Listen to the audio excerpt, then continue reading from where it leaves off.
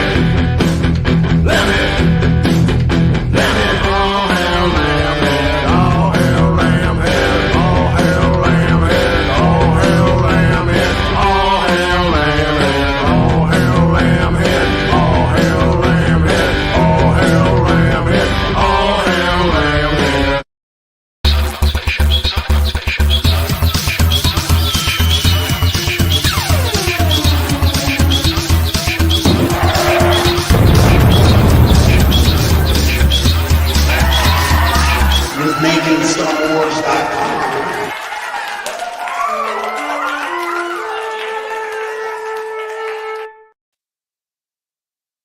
You're watching the Kasa Andor Show. How's it going, everybody? I'm Jason Ward from MakingStarWars.net, and we'll see And you're not. if computers can hold up to the scrutiny of the SoCal heat. I don't know. Probably can. I think I might have It solved could the take problem my from job, yesterday. Jason, but it can't Yeah. deal with the heat. You know? Okay, that's fair. The computers. Let me see if I'm gonna try to wear my glasses today because I do a lot of reading. So we'll see if this works or not. Probably won't though. We'll see what happens. Yeah, I need to get a new computer pretty soon. I don't know how I'm gonna do it, but I need to. Go fund me. Because yeah, how about go find me a fucking computer?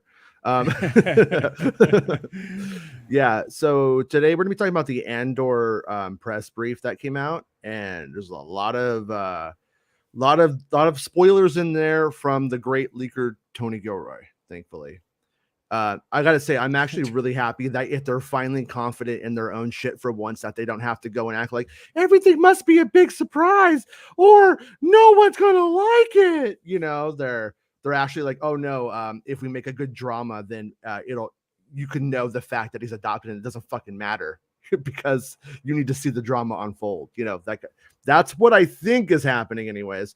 Or maybe they just come batshit insane. I don't know. Maybe they're like, oh, nobody leaked this shit until Bespin last week, but we already wrote this up before then, probably. So I also think part of it, my own conjecture, is that Gilroy's, he's already been through the trenches with them. You know what I mean? Like, he's already fought quite a few wars with these Lucasfilm cats, you know, on Rogue One and everything, and plus making this fucking thing. So I just don't think he's like intimidated by the machine. You know what I mean? Like, yeah, no, but I also don't know in reality how much power. Like I know you're probably gonna say like he made him $1 billion. They will suck his balls, but to be, and I think that you're right in terms of the power he had in getting the gig back. But the thing that I wonder is if they like hold that over his head as if he was just riding the coattails of the Force Awakens. And I don't really care in the end. Movies, he's already earned $1 billion plus, so he doesn't really care. I think is that for Disney though? For them, it doesn't matter. It's in Hollywood. You don't think so? Like, yeah. No. Okay. I think what sort of puts me down that path is just that he could be doing these press junket PR things and then just talk about how great it was to work with everyone. You know, everyone's great. He doesn't have to say anything. Right. Because they all do the press junket tours and they all say, well, it was really great. It was amazing. It was the best. It's just had to pinch myself. There's the bingo card. Yeah. You know? Yeah. And he's, I mean, he seems to be the realest motherfucker to ever make a Star Wars, to be honest with you, in the current era anyway. I guess probably in general. You know what I mean? He doesn't really seem Man's to... Gold makes one, and then he's just like, you know? He's all, that's when I took Kathleen Kennedy by her fucking gullet and I choked her and said, this is how it's going to be, brother. I gave her the razor's edge. Yeah. So was it true you ever were working on a Boba Fett series? It was, and then I tore it in half like it was a fucking phone book and said, this script is trash. And then he got Indiana Jones because they just wanted to not get hurt. No. Please don't hurt us. Mangold's probably really nice, but when you have a name like Mangold, it's pretty easy to turn you into a wrestler. Just saying. So I wish up my front, last name was Mansgold. really quickly. Here are the Andor tour dates. Make sure you hit your pot dealers in time, because I can tell you supplies will be low. Dime bags will be out on these dates. So you're going to want to hit that on Monday for the Wednesday premieres. And then our buddy Star Wars Santa has had a family tragedy, unfortunately, and his dad was hit by, I don't know, I'm just gonna call it a fucking maniac.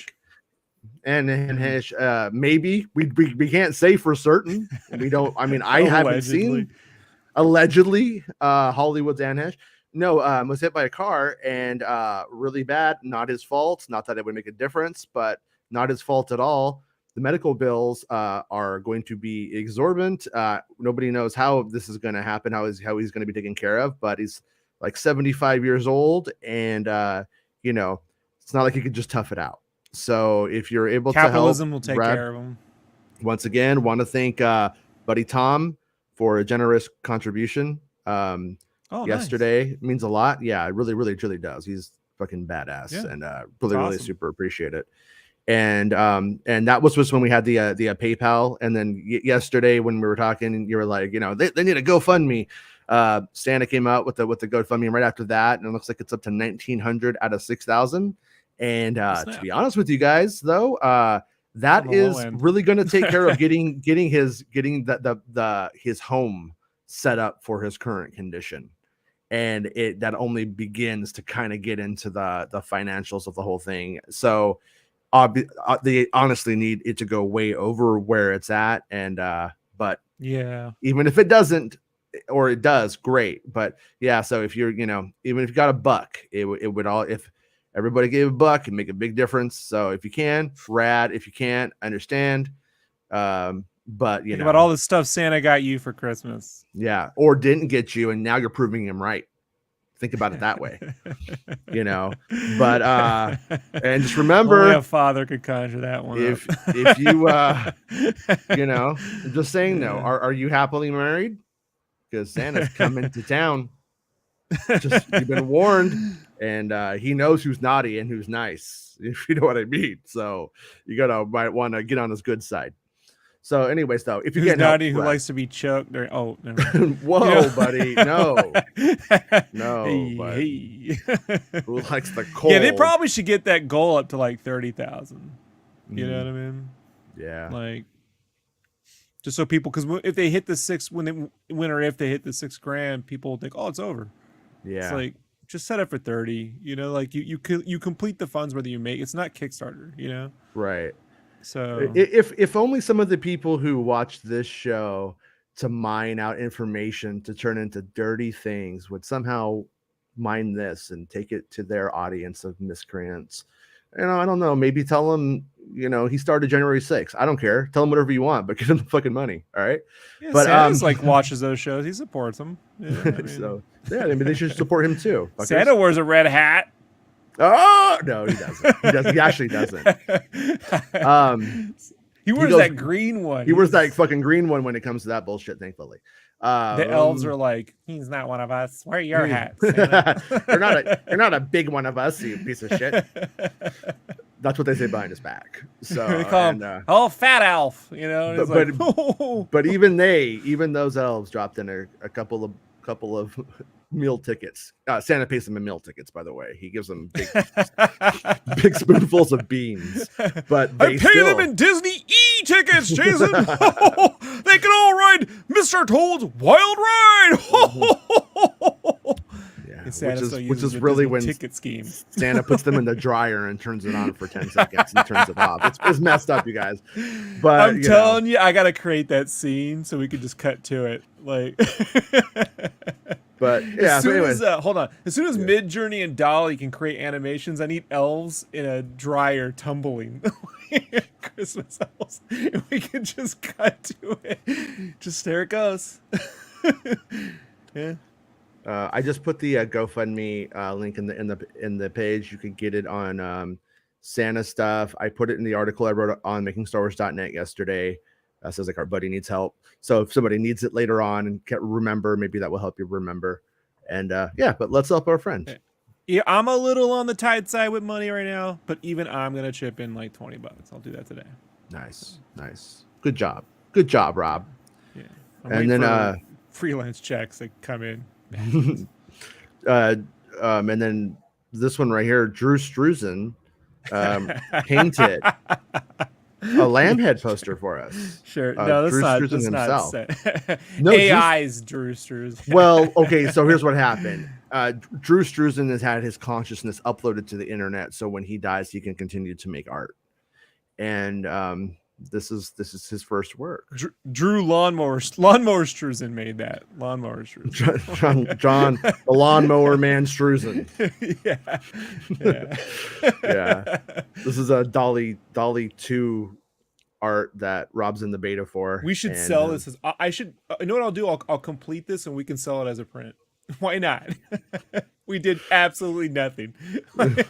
Yeah, why not? My favorite one is actually the one in the upper right. I actually had that in the thumbnail today. The one with the big eyes. It just looks like a little adorable spaceman. It reminds me of like Force Awakens concept art. Like it really does. It kind of has that essence. I can. By the way, do some variations on that. It's really simple, Jason. All right. Yeah, I do no effort. It was cool today when I started the show and the lamb head music started. I watched the views just drop as the lamb head music was going, and I was like, "Yeah, get out of here! You don't belong here." But I like these ones. It kind of reminds me of the that like space chicken from Captain EO. Remember that like on Captain EO's crew? Kind of has some Captain EO's crew vibes to him. I thought the top right left one looks like a porg kind of with a tongue. Yeah, it kind of does. Like it sampled a porg. I think it's kind of sampled a porg and put a pig snout on the bottom left too. Yeah, it's kind of like if a porg and a cat made a chicken baby. And then right here, it's if you do the squint test, it's the top left that looks like a lamb. Yeah, like that's why I'm like, and it's got a Return of the Jedi thing going on there with that poster, clearly with the lightsaber.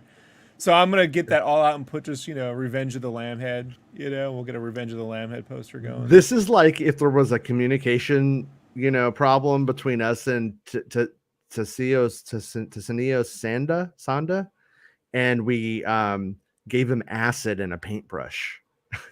You know what I mean? It kind of has that. Some of it kind of reminds me of his stuff a little bit. But yeah, here we go. Do you see the up-res version? Hold on. Because when it up-reses, it adds like all this detail. I'm gonna send it to your Twitter of the one you liked. Hold on, it just did it. This is hilarious. Wait, is the up-res one the one that you sent me? The up-res one is the actual poster, the Lambhead Return of the Jedi poster. That one. Yeah, that guy right there, right? Yeah. That's right now, the one you like, the one that looked like the Force Awakens art. I just had to do an up-res. Yeah. Right? Like its own up-res. I'm gonna send it in Twitter so you can put that up really quick. You're just trying to make the show crash, I think. I think this is all a setup, to be honest with you. I'm sorry, I'm trying to bring entertainment to this fucking show, bro. Versus us. Dude, sorry, dude. This is global warming, bro. This is global warming. You need a liquid cooled computer, bro. Like that igloo, that bucket of Mountain Dews isn't you place your laptop on, ain't cutting it no more. It's hard. That's hard to argue with. I mean, you're not wrong. Maybe if you got like a waterproof case, you could just do the show underwater in your pool. Just drag that computer under Should I stop putting my hot coffee on top of the computer? Is that maybe a problem? So you say hot coffee, actually. And I also think of that Grand Theft Auto mod that Hillary Clinton got all pissed off about like 20 years ago. Can't let it go. Yeah. How'd that work out? All right. So yeah, here it is right here. Yeah, I love it. It's really good. I mean, it doesn't say Star Wars really at all, other than the fact that it could be a creature from Star Wars. But yeah, I dig it though. So, But we should yeah. get the Revenge of Lambhead poster up and then donate the $3 someone buys it for Santa. Okay. You know what Yeah. I mean? Yeah. Yeah. Yeah. That's not a bad idea. I mean, mean, I literally did nothing. Just Mhm. I typed creatively into a computer. Well, you had the idea, and I'm gonna that's have to do the typesetting, so you know what I mean. And like the right. borders, I'll have to extend out and fix. So All right. there And you then go. this I meant to get to. I don't know. Everyone was making a big deal about the fact that he has an AK-47 in the guy here in the picture, Han Solo has a German and pistol. What's and the fucking and difference, dude? and that's what I was gonna say is that all of the Star Wars guns that you see are usually edited guns in real life. You can see the gun fully in the trailer, and it's not like a big deal. But it was Roken's father who once famously said, "Today was a good day. I didn't have to use my AK." So it all kind of rhymes. Just saying. And then because fucking Chris Breezy can't fucking wait because Chris needs all of his anxieties and ideas addressed right away. No, I'm kidding with you, Chris. But Chris brought this. Well, you know, Jason, this is why we made everything bugs in Attack of the Clones. They look like bugs because my Bugs Bunny in Multiverse is pretty fucking tough, dude. I'm not gonna kill some people with Bugs Bunny right now. Yeah. I mean, I wanted to use real weapons, but we went with grasshoppers and fucking crickets. So it's really brilliant. Yeah. So George, so I'll bring it back. here's kind of the situation that we have is that when you get down to it, Mando 3 was pushed around. It was like, hey kid, where's your lunch money? It was pushed around a lot. And then it went into it actually went a little bit long, had some reshoots and stuff that happened at the end. Of course, they'll make it sound like it was something bad, but it was normal. It was normal, but they're filming a lot of shit right now. Now, here is the big question. And I really don't think there is a right answer. Like I saw Meg address it today, say it was unlikely, and I don't think she's wrong. But a part of me disagrees and agrees at the same time. So here's the whole thing. Could this be Book of Boba Fett season 2? Because remember, actually, Meg, I think was where I first saw the story, was that if there was a stunt double who was coming back to work on a Lucasfilm project, who was Boba Fett's stunt double. But once again, could Boba Fett just maybe be in Mando season 4? And then here's the other thing, though. Production Weekly called Mando 3, that was actually Boba Fett, untitled Boba Fett Project. Here's the thing, though. That was the secret to everybody on the crew. That was a secret to everybody involved. People didn't even know they were working on Book of Boba Fett when they were doing, quote, Mando 3. That was actually Book of Boba Fett. So what that tells me, though, is when Production Weekly got a hold of that information, it was actually an oversight. So the fact that that happened originally, I don't think bears any weight on whether this is Book of Boba Fett 2 or Mando 4. So at the end of the day, it says Mando 4, so I think it's best just to go with Mando 4 starts filming in September. But I think we should also keep just a little, maybe it's Book of Boba Fett 2. It could be. And one of the reasons that that's usually pertinent is it's generally the same people working on it. So it's easy to do that. They haven't announced Book of Boba Fett season 2. No. So with that in mind, would they go and call it Mando 4 when they've already announced Mando 4 at Celebration. He says he's writing it right now, which is also a check mark in it, this being that and these things connecting. But I just think we should just keep a little tab on it. You know what I mean? On the possibility that it could be Boba Fett season 2. Book of Boba Fett 2. I originally want to call more American Graffiti Attack of the American Graffiti, and Francis wouldn't let me. Also, I never told Ron and Sherry Williams, whatever, Laverne. I never told them that they were in a movie. They really thought they were married. So they were on set just arguing because life was, we shot it documentary style. And, yeah. So this right here is being passed around, George. Tell him, Jason. You don't have to. I won't tell him. I'm not saying shit. I'm not getting involved. I'm not getting involved in any of your drama, George. Hey, by the way, all hail Lambhead. All right. Well, thank you, George. He's a busy guy. This was in one of the press releases, and this is about the music for Andor. Is it Britell or Bridal?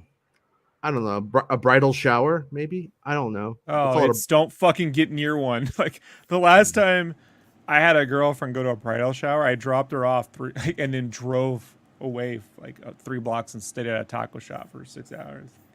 I'm not going to those. I would love to be in a taco shop for 6 hours, just eating tacos all day. It was amazing. I had tacos all day. Yeah, I did. And if I had Midjourney, I would have been making lamb head posters. Was the girl's name Donna by any chance? Because that would be great if that was a real taco Donna experience. Okay, I'm gonna call him Britell. I don't know if that's right. Such a 50s name, Donna. No one does that one anymore. Oh, Donna. Britell or Brittle and Gilroy began. I think Meg said Brittle, and she's British, so she probably knows. But Britell and Gilroy began collaborating on the music for Andor 2 years ago, long before it was time to enter the scoring stage to record. But the extended creative period gave them time to truly develop an understanding of the level of focus and commitment scoring the first 12 episodes of season 1 would require, says Tony Gilroy. We both underestimated the amount of work it was going to take.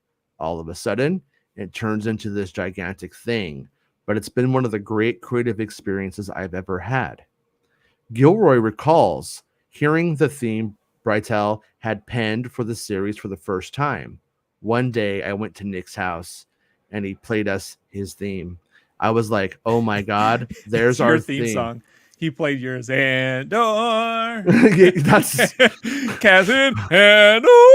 Well, now that you mention it, I actually have a clip of it right here. I spied my little eye. Andor, Cassian Andor, talking about Andor, Cassian Andor.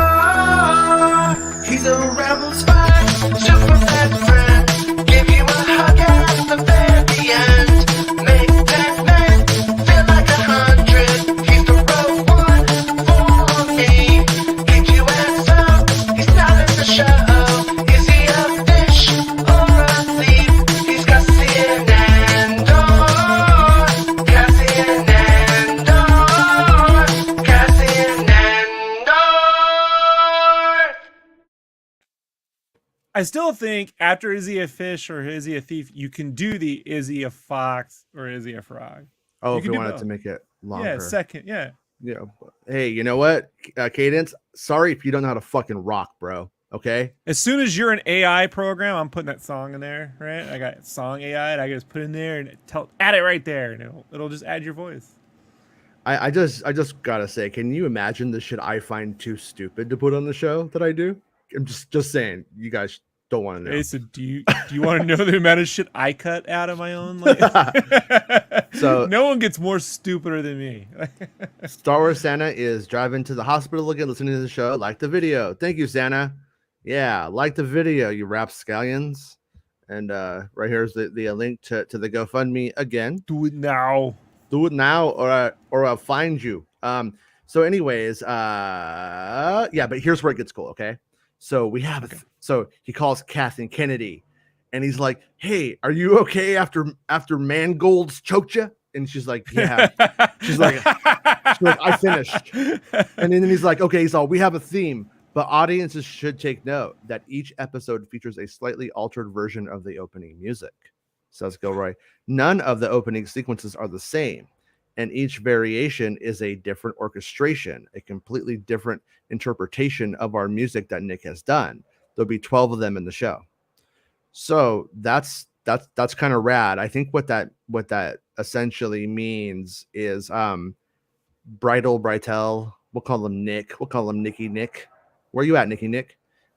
Nicky Nick, he probably wrote it on a piano. So it's probably like bow, bow, bow, bow, bow, bow, bow. You know what I mean? And then, I have a feeling, Jason, mm-hmm. you know what you're talking about. Yeah. Yeah. Oh, yeah. Yeah. Oh, yeah. I'm like just turning dials and shit on the synth, you know? I want to see the Jason Ward masterclass, and you're like, boop, boop. Boop, boop. Fred Yes. Snyder from the B-52s jumps in with his little like walkie-talkie and Andor. His name is Andor. Andor.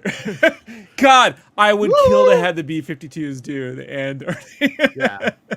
Cassian Andor. Where'd he get that mustache? I don't know. He's Andor. Yeah. Yeah, we can do it. We can do it. You know, we don't even need to fucking B-52. We can be the B-50. We could be the. We should be the B-113A. We'll be the B-77s. Something like that. Yeah, we can do I think it. the B-50-138s, whatever. The B-1138s. That has The that. B-1138s. Yes. That's one way of doing it. All right, I think we came to a consensus here. The B-1138s. Okay, so anyways, yeah. And so that concludes our presentation. Now, So they let's go. overproduced. It's nice. They overproduced. Okay, let me share my screen and we'll dig into this document. All right. Can you see it okay? I believe you can. I can. It has a nice drop Right. cap. There we go. There we go. That drop cap. We're doing it. Art Deco. Nice. All right, wait. But the question is, where did it actually go? Man, computers are hard sometimes. Okay. So hard. He said hard. From Lucasfilm. From Lucasfilm comes Andor, an original live-action series exclusively on Disney Plus. It's so exhilarating. Yeah, that explores the Star Wars galaxy from new perspectives, like butt stuff. Focusing on Cassian's Andor's journey to discover the difference he can make. I hope one's like a jazz theme, like. The series begins. That sounded like the "you can't do that on television" thing. Yeah, you know, really celebrates the golden years of Nickelodeon before that one guy from Head of the Class started raping everybody. Remember that guy? No, you know don't about take that, away right? that show from me, man. Don't ruin it. the fat dude. He's all about like those little girls' feet. Yeah, there's some interesting YouTube videos.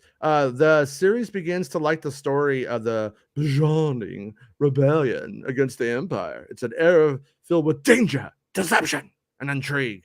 Where I tried to do Saw, but I went Akbar. Where Cassian will embark on the path that is destined to turn him into a rebel hero. Oh. Let's be honest, nobody knows who the fuck he is. He died for nothing. He didn't die for any. Does he have the right eye color? But. Gotta say though, I love the poster art. They went more for the Struzen thing, and I appreciate it. You know, Yeah, I mean, look, that is just a bunch of photos, but they just used the Photoshop filters to do poster edges and some gradient maps. So Yeah. it is better than just using photos, though, I think. it has more of the spirit of Star Wars to me when they do it that way. Right. You know, so They're going to be using Midjourney for the next several series. I guarantee it, dude. what's Midjourney? Poor artists, right? Midjourney is it's an AI image generating thing, but it's on like Discord, so it creates more like artistic stuff. That's what we used to make all the Lambhead stuff. Midjourney. Okay. The series is a prequel to Rogue One: A Star Wars Story, explains creator showrunner Farfig Nugan of AI image generation. Sorry, go ahead. All right. Farfig Nugan. It rewinds back 5 years from the events of Rogue One to follow Cassian Andor on his journey to get to the movie. We've done 12 episodes of the first season. The 12 episodes that we've done cover 1 year in time. We're going to do another 12 that are going to take us over the next 4 years into Rogue One. So it's like, yeah, Speed first. Up. Yeah, so it's like we're gonna have him like I imagine like when he's a kid, the theme's gonna be all whimsical, and it'll be like, oh, look how whimsical the life of Andor is. He's like, can't see it, Andor, can't see it, and then the next one, you know, it's like all heavy metal, and then remember when they did the Facts of Life remake song and they made it all like 80s synth happy and shit? Nah. Ridiculous. What are you talking about, like season 5? When Cloris Leachman took over, they had that weird bar or like shop. Yeah. Yeah. That wasn't a good time. A thriller rife with political intrigue, danger, tension, and high stakes. Andor is at its core a story about revolution. This is an incredibly intense 5-year period of time, says Gilroy. The 5 years beforehand is where everything is fermenting and cooking and bubbling up. And all of these nascent, revolutionary, rebellious ideas are percolating all over the galaxy. There's the word percolating. If you watch Better Call Saul, it's all they do is show fucking coffee percolating all the fucking time. They really can't take don't, it anymore. Jason. I can't You're take it. nuts. Oh, it's all they do. Oh, while we're turning on a sink, listen to the sink sound effect. Oh, we're setting the stage. All right, Jason. Okay. All over the galaxy and all kinds of. And by the way, Meg would correct you. It's nascent. Just so nascent, nasal, improvised and ad hoc ways. People are trying to build a revolution, and the tactics that are used in revolutions are uncompromising. Yeah, that's how I am on Twitter when I tell people how much better I am than them. The talented cast features. My wife saw that. She's like, "That's your friend." I'm like, "Don't judge my friends."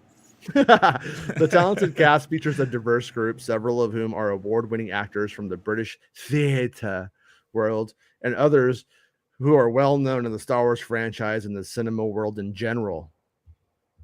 Diego Luna, Rogue One: A Star Wars Story, Narcos, Mexico, returns as Cassian Andor, and Genevieve O'Reilly returns as a role as Mon Mothma. O'Reilly has a history with the Star Wars, having back to that first appeared in Rogue One. It's Star Wars My Revenge of the Sith, and then Rogue One: A Star Wars Story, as well as voicing the actors in Star Wars Rebels. How many jobs you got? Remember that from she just will let it go. God, I can't. They are joined by. If there is a God, please make him stop. They are joined by Andor actor Stellan Skarsgård, Dune and Chernobyl, Adria Arjona, Queen Princess, Morbius, Father of the Bride, Denise Ska, Under the Banner of Heaven, Too Close, Kyle Soller, Poldark, Brexit, Fiona Shaw, Killing Eve, Baptiste. Brexit. Brexit. It was his idea. He's like, you know what? He's like, you know what? I don't like paying taxes on stuff, and I just think I'm gonna not have to do anything now if I do this. Let's blame somebody else for my problems. Faye Marsay, Game of Thrones, Deepwater. So the creator and showrunner of the series is Academy Award and BAFTA-nominated writer, director, producer Tony Gilroy, who also wrote 1, 2, 3, 11, and 12. So there we go. He wrote episodes 1, 2, 3, 11, and 12. Ah, the beginning and the end. Smart. It's a Gilroy sandwich with some beef in the middle. I like to think it's a Gilroy trifle. Yeah. You know what I mean? He's got the custard at the top and the jam on the bottom. And in between, it's a little bit of meat. It's a little bit of fruit. It's whatever. So Gilroy, fingers. who co-wrote A Rogue One: A Star Wars Story, is known for writing and directing the critically acclaimed feature films Michael Clayton and The Bourne Legacy, and wrote the first 3 Bourne films, The Bourne Identity, Bourne Supremacy, and The Bourne Ultimatum. All titles I find incredibly fucking ridiculous. Anyways, additional writers of the series are, and we get on to Dan Gilroy. This is the guy that loves Greasy Strangler, but all right. Well, thought I forgot. If it was called The Strangler Ultimatum, wouldn't really. God, A24 would have picked that fucker right up. we should start going to film festivals and start like pitching our fucking ridiculous ideas that aren't serious. Army Hammer's like, I'm making demands now. Yeah. He's like, it's you know what? Strangler Ultimatum. You know what? This lady does need some grease. So maybe we could get Olivia Newton-John's body and he could eat her and he could have that grease. No? Okay, I tried. Episodes 4, 5, and 6. You think John Travolta's gonna bury her in his golf course so he has to pay taxes? Oh man, that was a Xana don't, not a Xana do. I just gotta say, Jason, there's some helicopter was shooting Mar-a-Lago when they were going over the nuclear secrets or being held at a golf course, and which I did not have on my bingo card 20 years ago when I was in the Army. So, check that one off. Every time they're looking at it, I'm like, there's a dead body now. Where is it down there? I'm like, yeah. I got my laser pointer, and I was like pointing on the screen. I'm like, so you think it's over here? My wife was like, just stop. I just want that guy from Caddyshack 2 to show up and be like, all right, here's the thing. How about if I hit it off the tree right over Melania and into the hole? You got to let me see the documents. And Trump's like, deal.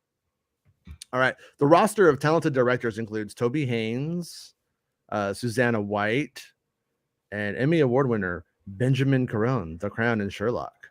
The music for Andor is by Nicholas Bertel, Succession, Moonlight.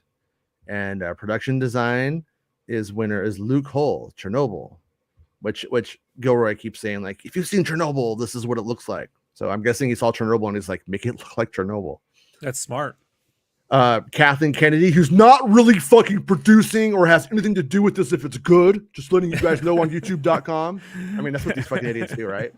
Tony Gilroy, Wallenberg, Diego Luna, and Michelle Rejewan are the executive producers. The first she spends her days at WeWork just playing Farmville. Yeah, that's all she does. If you ask them, that sounds right. She's still playing Farmville. I don't know why. Yeah. All right. The genesis of Andor was the fan favorite 2016 feature film Rogue One, a Star Wars story. Also, another fucking stupid name. Rogue One's a good name. A Star Wars story is not. After the movie had wrapped, and since they dropped it and the series is dead, they should really just retitle the movie to Star Wars Rogue One. You know what I mean? I think it's time. Yeah. It's time to get rid of the fucking fairy tale aspect. The movie's not a fairy tale. There's no fairy tale fucking quality to it.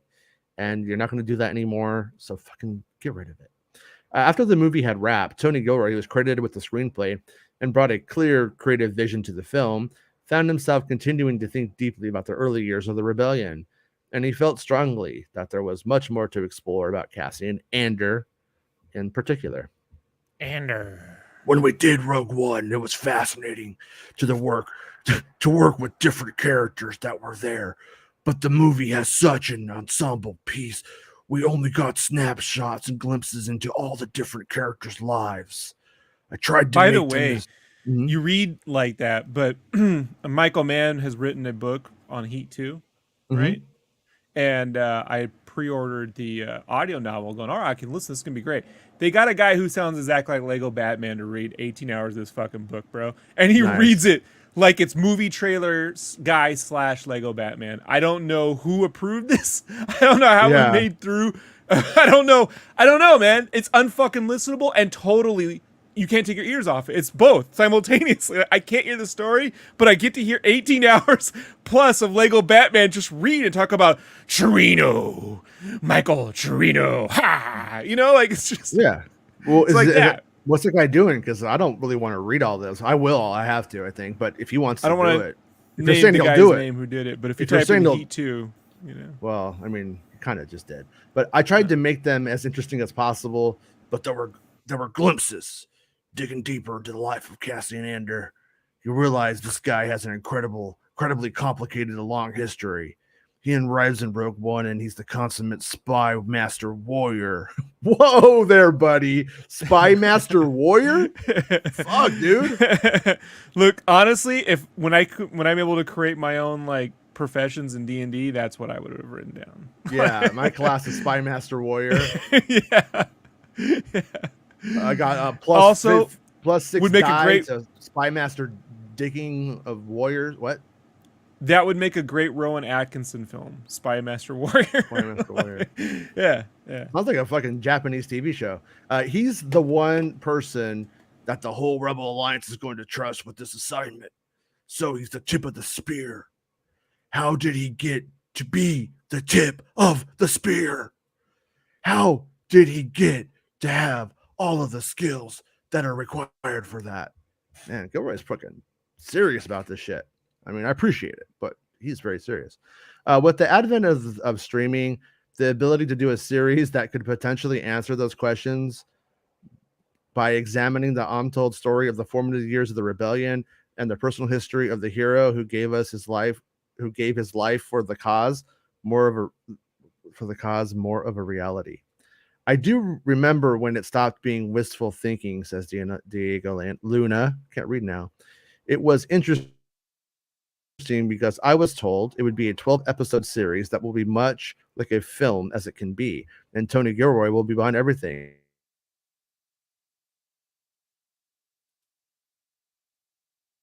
Did he lock up? Jason locked up again.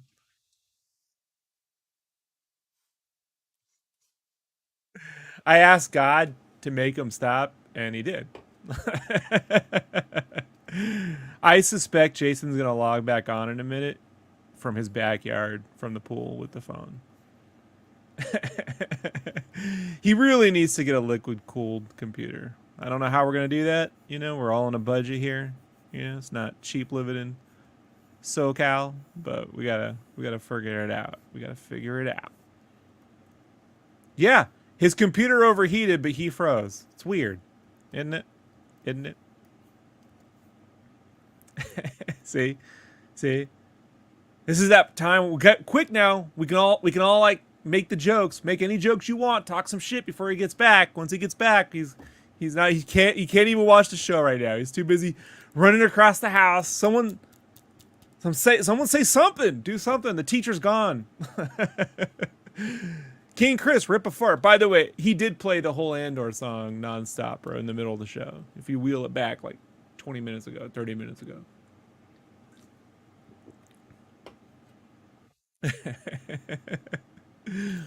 This is great. Secretly, though, I do think Jason is talking a little bit of shit, but he has to say he likes the show because the quality's there visually. But I guarantee you, if there's one stupid thing that happens in this show, ooh, he's never gonna let it go. Can't wait. It's gonna be fun to watch.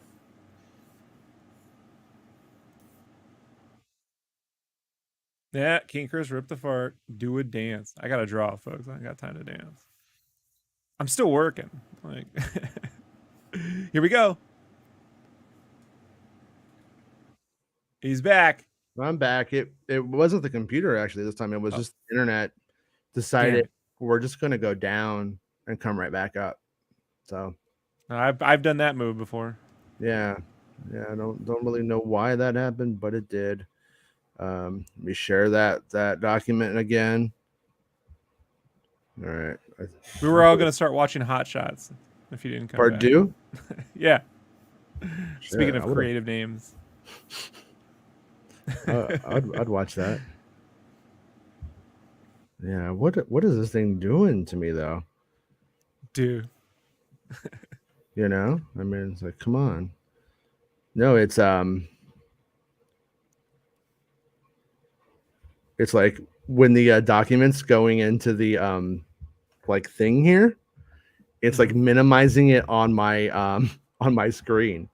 And then I can't get to the document. What do you want me to do? What do you want from me? Like, why doesn't it do this? Like when we're just, like testing things out before the show. Like why don't you do that to me then? Thing, When will AI replace the internet? I know, that'd be cool. Just like hang out and like replacing everything else, The show's just saying everything I was gonna say anyway. Whatever. All right, I think I got it. Oh, I see what it did. Fuck you, thing. All right, we're back. We did it. Can you see it on the screen, Rob? Is it cool? Yeah. Because I got like a PDF open, so I can't see shit. So, as showrunner for Andor, Gilroy and his fellow filmmakers knew exactly what they wanted the tone and look of the series to be, even before they began drawing together all the elements that ambitious projects would require. One thing that we really wanted to make sure was in this show is everything is real. That was our initial instinct going forward, and that's what we've tried to adhere to. Everything has to be real, and that filters down from a design. It filters down through the camera department. It filters down to the actors for sure, and it really filters down into the writing and the behavioral writing and the kinds of scenes that you can write and the topics that you're going to deal with. So there you go. Your subtle shade is... It's not shade. I've been doing the voice the whole time. You never did a voice for Joby Harold, Joby Harold didn't say shit. Joby was just like, I'm Joby. Joby, When I knows. done rewrote Stuart Beatty's stuff, I put down stupid Kenobi. More like stupid beaties. What I said when I rewrote I that. want starfish nosed racists. So, for Tony Gilroy, setting up Andor Clockwork Man. Sorry. was a thriller made sense. Oh yeah, that song was good. Yeah. For Tony Gilroy, setting Andor up as a thriller made sense to execute the story and pay off the characters. The thriller genre provides a chance to dig deep into complicated behavioral problems between people and watch people make decisions that are difficult. Offers Gilroy. Did he offer it or did he fucking say it? But do they make them with respect, Jason? Right. We'll know in Boba Fett season 2 filming this September. We're going to start with one thriller by having asterisks. Yeah, we're going to start with one thriller by having Cassian Andor story go all the way through this. But as he impacts other people all around him, and as other people get involved, we spread out and go wide with the story. We're carrying a lot of characters, and as they spin out, they'll have their own thrillers. I'm really pleased with the fact that we could keep so much combustion with so much kinetic tension and so much adrenaline all in other subplots. And it means when they collide in the story, when they come together, it just adds this extra heat from a storytelling point of view. It's pretty exciting.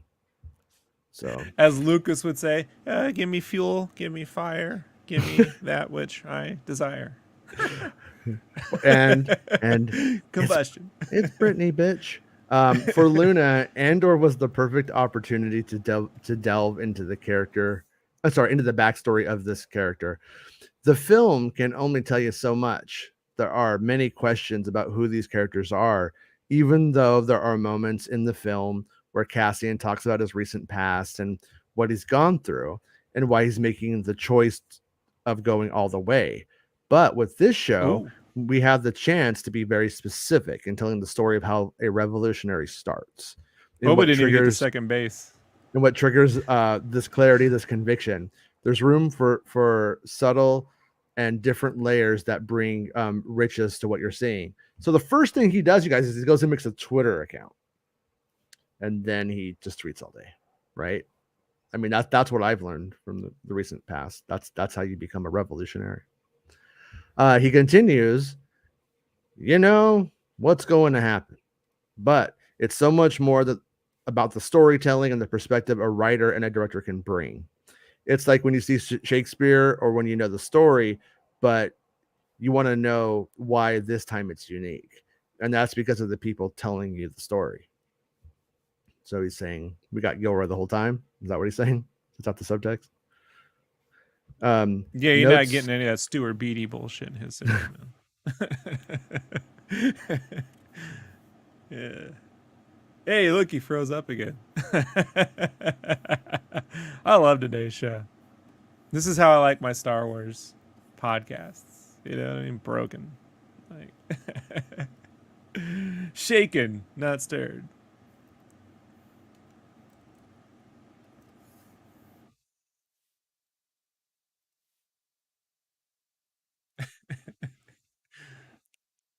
Hey, I replaced my concept art. I wasn't going to hire anyway. Yeah. Yeah.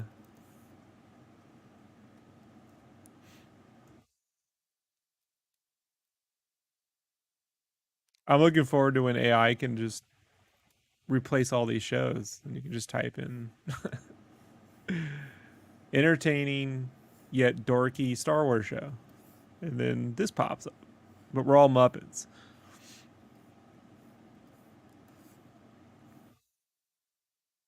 There we go. He's almost here. Come on in. I don't. Come into the light, Carol Ann. What? No. Blah, blah, blah, blah, blah. There'll be some mid-journey requests. Dark Rob need eyeliner. Eyeliner. No, man, I'm Gen X, dude. We're all just one step away from looking like Eric Draven. All right, am I back? Maybe. Yeah, low res. I like it though.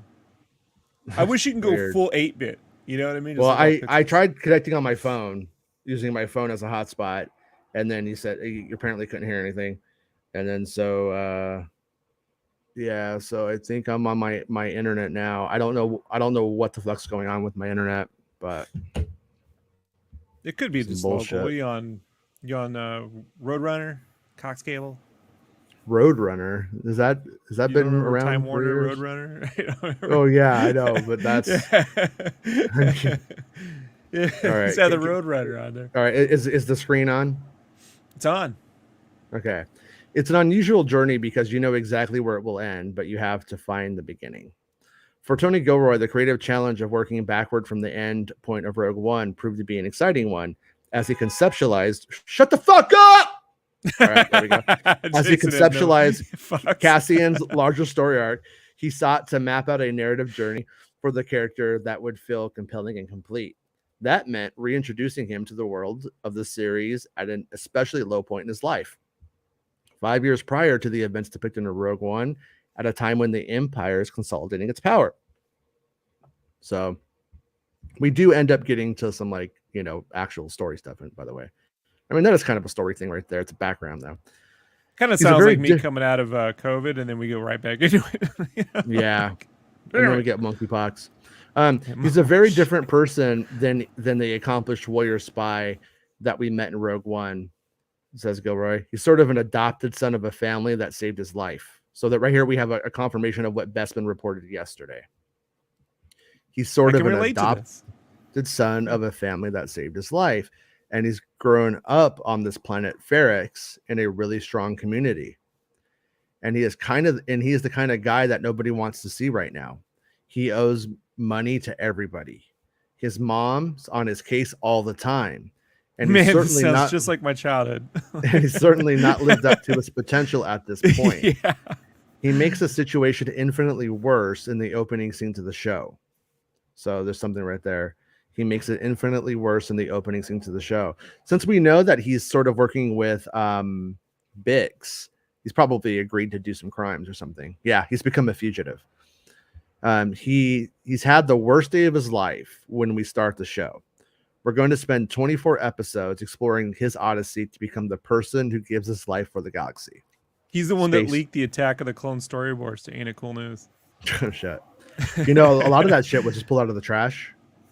One guy actually, one of the only times I've ever heard of somebody like doing leaking stuff and actually like getting like any kind of like jail time was a guy who was going into Lucasfilm's trash and digging the shit out. We should look that up.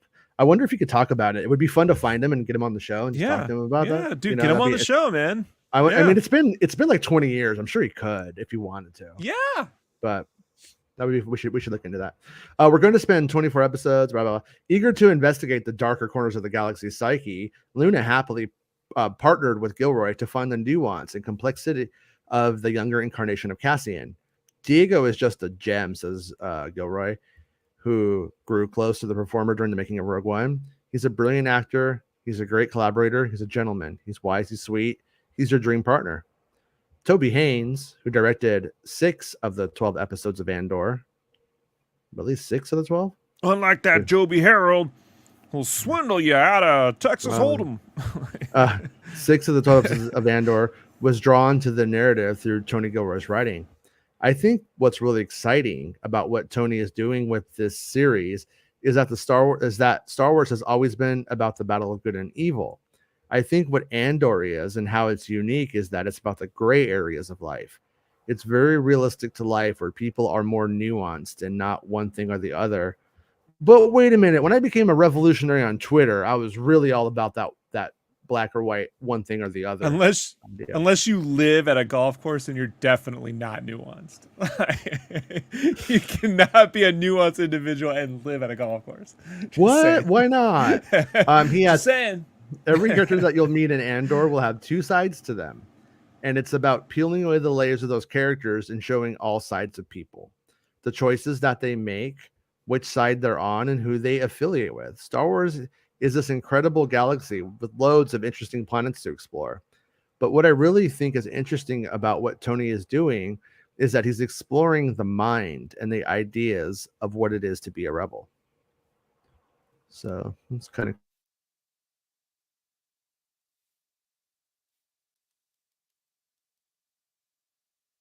Man, today's the day, isn't it, folks?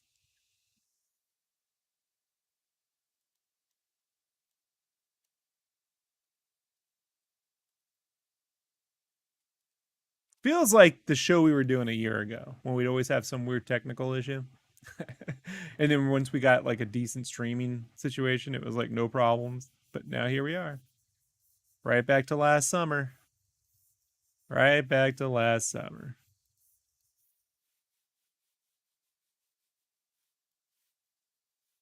The Southern California internet can be spotty, though. I'm not gonna lie. You'd think, being in Cali, they'd have it all together, but they don't.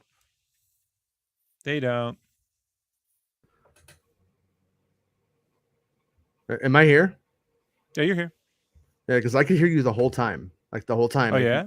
yeah, maybe it's not my internet. Maybe it's the streaming service because everything's fine on my end. I'm not lagging up. I solved that problem from yesterday.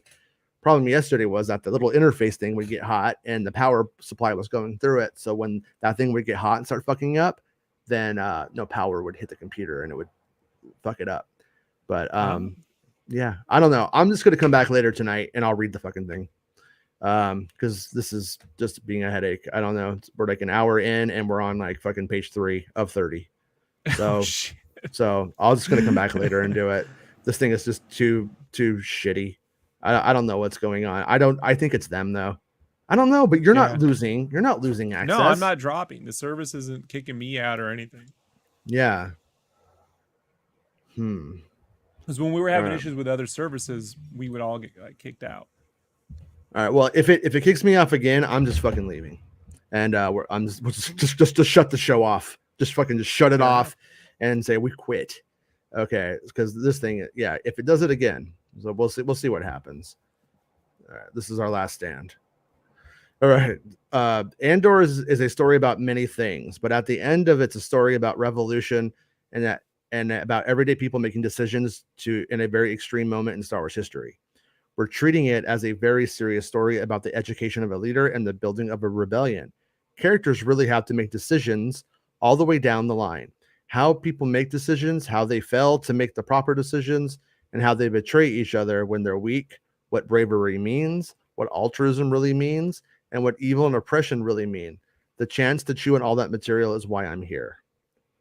So really quickly, it does that pretty much right there confirms that we are going to have the old spy betrayal. You know what I mean? When they're weak, and well, there's one other thing that's Oh, there we go. Show's over. Andor, Cassian Andor. You know what it is? It's because he's wearing the Hunter S. Thompson. He's wearing the Lucas hat from the movie Lucas, the Hunter S. Thompson. Wearing the Corey Haim.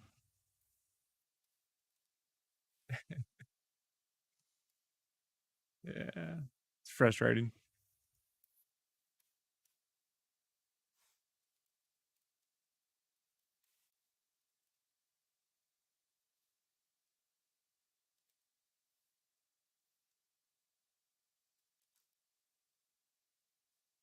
Nothing.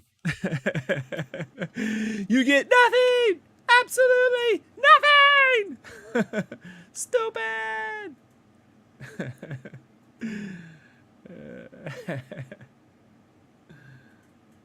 It's time for some Wheel of Fish. Stupid.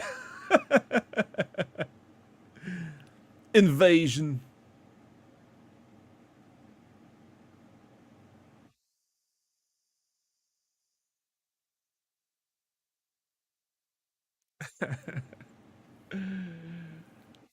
I don't know if he's coming. I think he's out.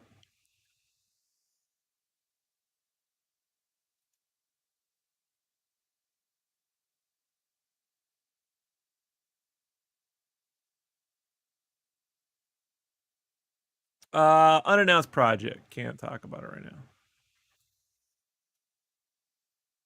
A comic book miniseries.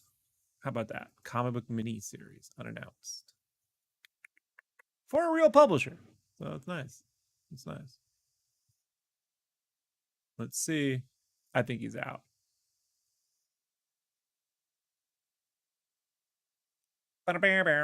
Did I watch Back to the Beach? I'm watching that Sunday. I watch it when I get barbecue. So once a year.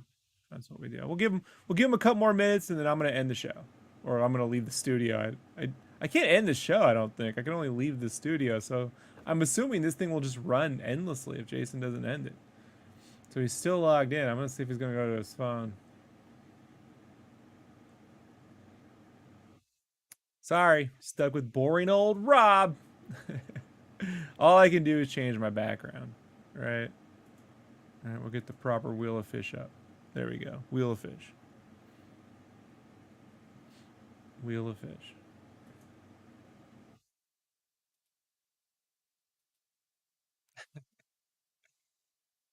Stupid. uh,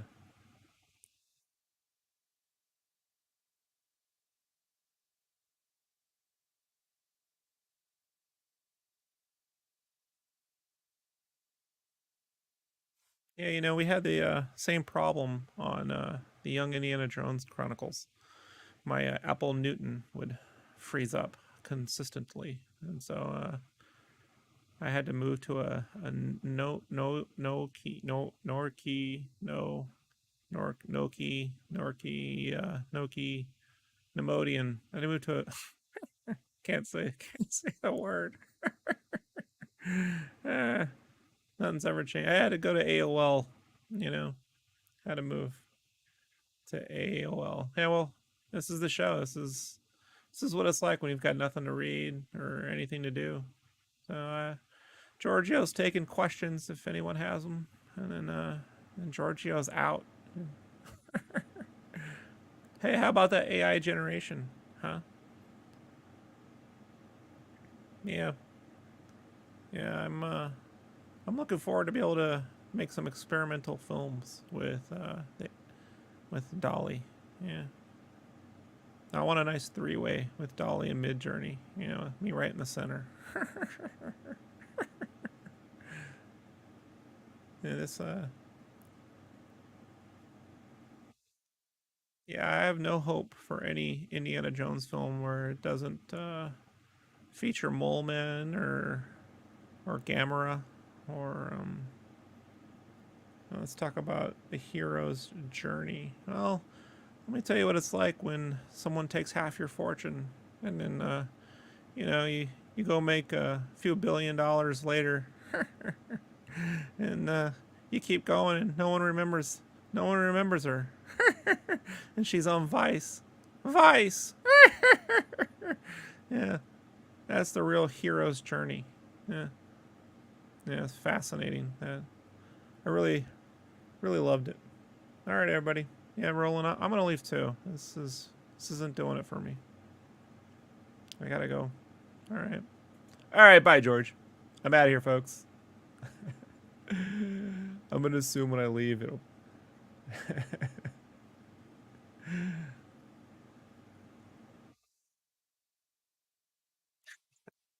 All right, folks. This is enough. I got stuff to do.